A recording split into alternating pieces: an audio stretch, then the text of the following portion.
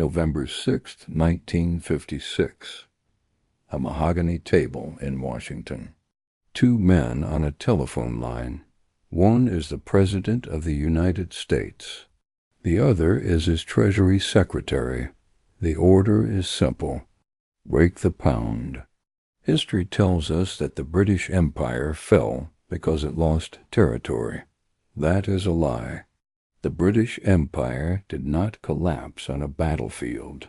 It collapsed in a ledger. It was not conquered by soldiers. It was foreclosed by accountants.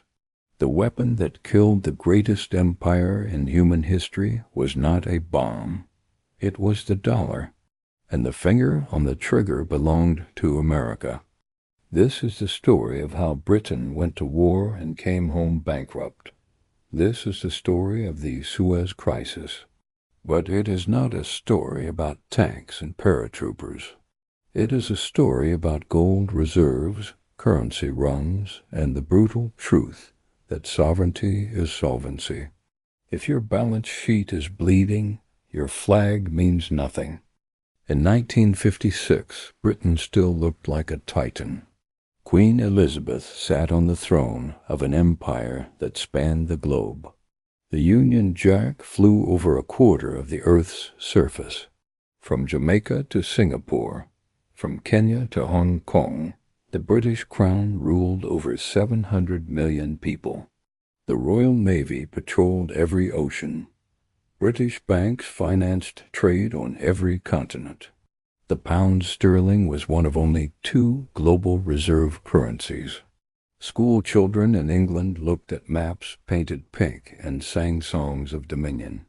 Rule Britannia. Britannia rules the waves. But this was theater. Beneath the medals and the pomp, the foundation was rotting.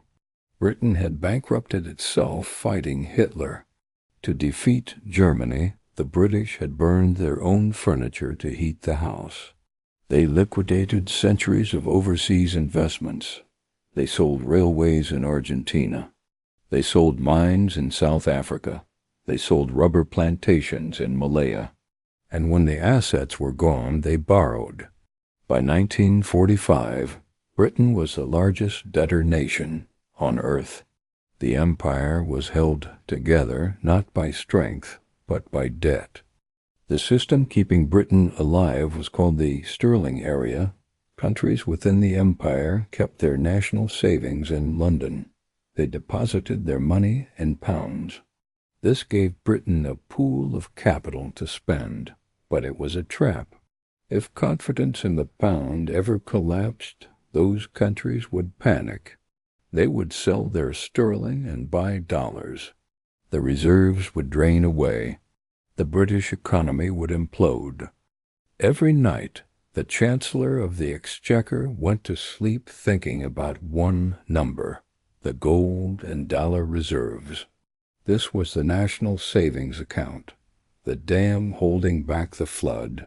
And the jugular vein of this fragile system was a ditch in the Egyptian desert, the Suez Canal, 100 miles of water connecting the Mediterranean to the Red Sea. It did not look like much, but it was everything. 2/3 of Britain's oil flowed through that canal. It was the highway to India. It was the lifeline to the Persian Gulf. Without the canal, British factories would stop. The lights in London would go dark. The economy would suffocate. Technically, the canal was owned by the Suez Canal Company, a private corporation controlled by British and French shareholders. It was a remnant of the colonial age, a piece of Egypt that belonged to Europe. The tolls flowed north to Paris and London. The Egyptian people saw nothing. For the British Prime Minister Anthony Eden, the canal was sacred ground. Eden was an aristocrat, a diplomat, a man who had lived through the nightmare of the 1930s. He had watched the world appease Hitler and Mussolini. He believed that weakness invited disaster. He believed that aggression had to be met with force. And in 1956, he found his new dictator, Gamal Abdel Nasser, president of Egypt. Nasser was young, charismatic, and angry. He represented the rising tide of Arab nationalism. He wanted to throw off the chains of colonialism. He wanted to modernize Egypt. His dream was to build the Aswan High Dam, a massive hydroelectric project that would control the Nile and bring electricity to millions. But dams cost money. Egypt was poor. Nasser needed a loan. At first, the United States and Britain promised funding. They wanted to keep Nasser in the Western camp during the Cold War. But Nasser was playing both sides. He flirted with the Soviet Union. He recognized Communist China. He bought weapons from Czechoslovakia. In July 1956, Washington lost patience. The Americans pulled the funding for the dam. Britain followed. Nasser was humiliated. He needed money. If the West would not give it, he would take it. On July 26, 1956, Nasser stood before a roaring crowd in Alexandria. He gave a speech broadcast across the Arab world. In the middle of the speech, he said a code word, de Lesseps, the name of the Frenchman who built the canal. It was a signal. While Nasser spoke, Egyptian troops moved. They seized the offices of the Suez Canal Company.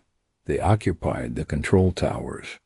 Nasser announced to the cheering masses that Egypt was nationalizing the canal. He would take the tolls and use them to build his dam. He said the canal was dug with Egyptian blood. Now it would belong to Egypt. In London, the reaction was apocalyptic. Anthony Eden saw this as an act of war. He saw Nasser's hand closing around Britain's windpipe. If Nasser controlled the canal, he controlled the oil. If he controlled the oil, he could blackmail Britain. He could turn off the energy supply at will. Eden told his cabinet that Nasser was a new Mussolini.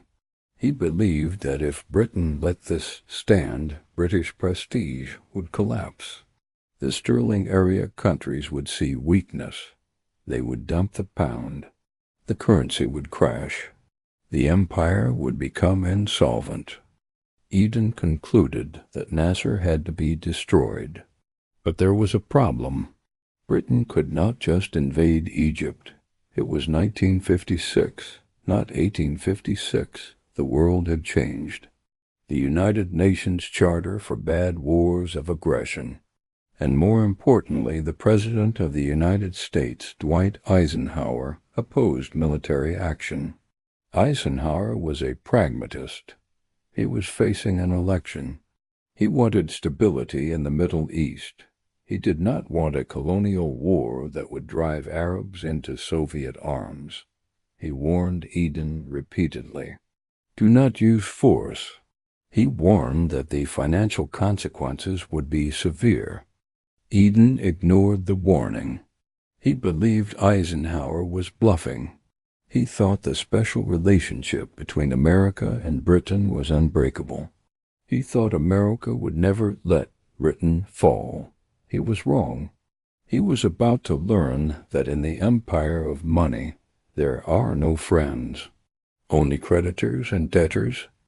Unable to invade openly, Britain hatched a conspiracy. They partnered with France, who hated Nasser for supporting Algerian rebels, and they brought in Israel. The plan was signed in secret at a villa outside Paris.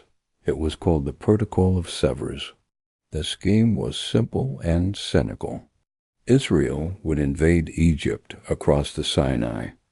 This would look like a regional war. Then Britain and France would issue an ultimatum to both sides. Withdraw from the Canal Zone. When Egypt refused, Britain and France would invade. They would pose as peacekeepers. They would seize the canal, topple Nasser, and restore order. It was an elaborate lie, a pretext for colonial reconquest. But while the generals planned the invasion, the Treasury flashed red warning lights. Harold Macmillan, the Chancellor, was terrified. He looked at the books. Britain's gold and dollar reserves stood at $2 billion. That sounds like a lot, but for a reserve currency, it was the bare minimum. Macmillan that a war would scare the markets. Speculators would sell the pound. The reserves would drain. He told Eden they could only afford a war if America supported it. If America opposed them, the financial pressure would be unbearable. Eden dismissed the concern. He was obsessed with victory. He believed that once the Union Jack flew over Suez, confidence would return. The oil would flow. The pound would strengthen. He was making the classic mistake of a dying power. He was betting the economy on a military gamble. He did not understand that the real battlefield was not the desert. It was the bond market. On October 29, 1956, Israeli paratroopers dropped into the Sinai. The plan was in motion. On October 30th, Britain and France issued their ultimatum. Egypt rejected it. On October 31st, British bombers took off from Cyprus. They pounded Egyptian airfields. They destroyed the Egyptian Air Force on the ground. The Royal Navy steamed toward Port Said. Israeli tanks sliced through Egyptian defenses. From a military standpoint, the operation was flawless. Britain was winning. But in the world of money, Britain was dying. The timing could not have been worse. While British bombs fell on Cairo, Soviet tanks rolled into Budapest to crush the Hungarian Revolution. The West had been preparing to condemn Soviet brutality. But now Britain and France were doing the same thing. Invading a sovereign nation to seize property, the United Nations exploded. For the first time in Cold War history, the United States and the Soviet Union voted together. They both condemned the invasion. The Soviets threatened nuclear retaliation. In London, people began digging trenches. But the real threat was not Soviet missiles. It was American money. President Eisenhower was furious. He felt betrayed. He had warned Aden. He had been kept in the dark about the conspiracy. He saw the invasion as reckless imperialism that would push the Arab world toward communism. Days before the American election, Eisenhower made a decision. He would teach Britain a lesson it would never forget. He picked up the phone. He called his Treasury Secretary. The order was clear. Break the pound. The American financial attack began quietly. The Federal Reserve started selling British pounds. They dumped sterling onto the global markets. Private banks followed. Speculators in Zurich and New York saw blood in the water. They knew Britain was fighting a war against the wishes of the world's economic superpower. They panicked. Everyone wanted out of sterling. Everyone wanted into dollars. The pound began to collapse. Under the fixed exchange rate system, the Bank of England had to defend the currency. They had to buy up the pounds everyone else was selling. To do this, they burned through their gold and dollar reserves. The drain was catastrophic. Britain was losing millions every day. The national savings account was bleeding out. In the cabinet rooms, the atmosphere shifted from confidence to panic. Harold Macmillan watched the ticker tape with horror. The reserves were dropping toward the critical floor.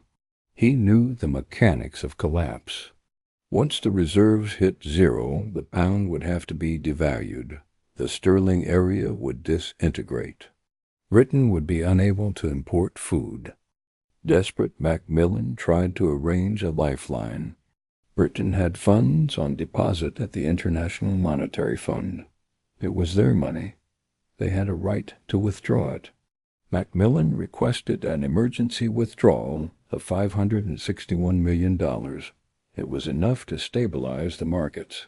But the IMF did not answer to London. It answered to Washington. When the British made the request, they hit a wall. The U.S. Treasury blocked it. They were blunt. No money until you order a ceasefire. No money until you withdraw your troops. Then Eisenhower twisted the knife. He let it be known that if Britain did not stop, the U.S. would begin selling its massive holdings of British government bonds. This would trigger a sovereign default. It would bankrupt the British government instantly. It was financial blackmail on a global scale. The United States was holding a gun to the head of the British economy. On November 6, 1956, the British cabinet met. Outside, the news was victorious. British paratroopers were advancing down the canal. They were days away from total control. Inside the room, Harold Macmillan dropped the bombshell. He told Anthony Eden that the country was insolvent. He said they had reserves for a few more days. After that, they could not pay for imports. They could not defend the currency. The choice was stark. They could have the canal or they could have a functioning economy. They could not have both. Anthony Eden was broken. He was a sick man. His body pumped full of amphetamines and painkillers. He had staked everything on this operation.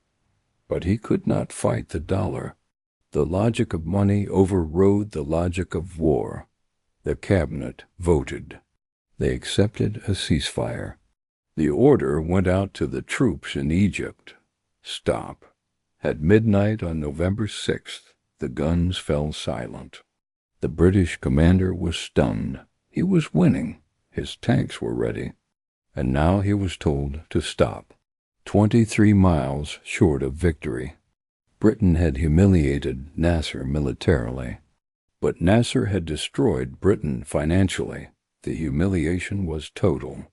The empire that had defied Napoleon and Hitler had been brought to its knees by a run on the bank. They had been forced to stop a successful military campaign because their credit card was declined. But the ceasefire was not enough. Eisenhower wanted surrender. He demanded total withdrawal of all British and French troops. Until they left, the financial blockade would continue. Britain tried to negotiate. They wanted guarantees. They wanted to save face, but they had no leverage. Because during the fighting, Nasser had played his final card. He ordered the canal sabotaged. The Egyptian Navy sank 47 ships in the waterway. Cement carriers, barges, dredgers. They blocked the canal with wreckage. The artery of the British Empire was severed. Oil tankers could no longer reach Britain. They had to sail around Africa, a journey that took weeks and cost a fortune. Britain needed oil. The only source was the United States. But Eisenhower refused to send it. He said those who started this war must boil in their own oil. The British people felt the pain. Petrol rationing was introduced. Every car owner received coupons. Driving became a luxury. Factories slowed down. Homes went cold. The reserves kept draining. The country shivered in the early winter, defeated and broke. The special relationship was exposed as a lie. Britain was not an equal partner. It was a client state, a junior partner that existed only on American terms. In the end, Britain capitulated completely. On December 3, 1956, the government announced full withdrawal without conditions. The moment the announcement was made, the financial tap reopened. The U.S. approved the IMF loan. The Federal Reserve stopped selling pounds. Oil tankers sailed from Texas. The crisis was over. But the world had changed. Anthony Eden resigned in January 1957, a broken man who presided over the final sunset of the British Empire, but the economic consequences lasted far longer. The crisis exposed the fragility of the British economy. It shattered confidence in the pound. The sterling area countries realized that keeping money in London was risky. They began moving their reserves. The slow decline of the pound accelerated. The imperial trade system unraveled. The colonies looked at British weakness and demanded independence. Suez was the psychological tipping point. Before 1956, the British believed they were a superpower. After 1956, they knew they were just an island off Europe, dependent on American goodwill to pay their bills. The weaponized dollar had done its job. It cleared the board of old rivals. The British Empire was foreclosed. The American Empire had taken over the lease. The military phase of Suez lasted 42 hours. But the financial war was what mattered. Harold Macmillan became Prime Minister. He was a realist. He understood that the game was up. Britain could no longer pretend to be a superpower. The immediate panic subsided. The loans flowed. The oil moved. But the wound never healed. The sterling area collapsed. Kuwait started shifting reserves into dollars. Other colonies followed. The pool of capital that kept Britain afloat evaporated. The City of London was demoted from the world's banker to a regional branch. This forced a total rethink. Macmillan looked at the balance sheet of empire and saw a liability. Garrisoning troops in Kenya and Cyprus cost millions. Building infrastructure in colonies cost millions more. In the old days, trade profits justified the expense. But in the post-Suez world, the empire was a luxury Britain could not afford. This was the economic engine behind decolonization. In 1960, Macmillan gave his wind of change speech. But behind the rhetoric was cold calculation. Britain liquidated its empire. They granted independence to Ghana, Nigeria, Sierra Leone, Uganda. It was a fire sale. Britain was shedding assets to cut costs. The retreat from empire was a desperate attempt to balance the budget. But losing the colonies was not enough. Britain needed a new economic future. The island could not survive alone. It needed a market. Having been humiliated by America and lost the empire, Britain turned to Europe. It was the ultimate irony. For centuries, British policy had been to stay aloof from the continent. Now, broke and isolated, Britain applied to join the European Economic Community. They applied in 1961. They were desperate, but they faced one final humiliation. French President Charles de Gaulle remembered Suez. He remembered British impulsiveness. He remembered British subservience to America. De Gaulle said no. He vetoed British membership. He slammed the door. It took another decade before Britain was allowed in. By then, the transformation was complete. The global empire was gone, replaced by a medium-sized European nation struggling with inflation and strikes. The Suez Crisis was the pivot point. It was the moment the hangover of World War II finally cleared. The British looked in the mirror and saw the truth. They were not Romans. They were not masters of the globe. They were a debtor nation living in a drafty house trying to keep up appearances.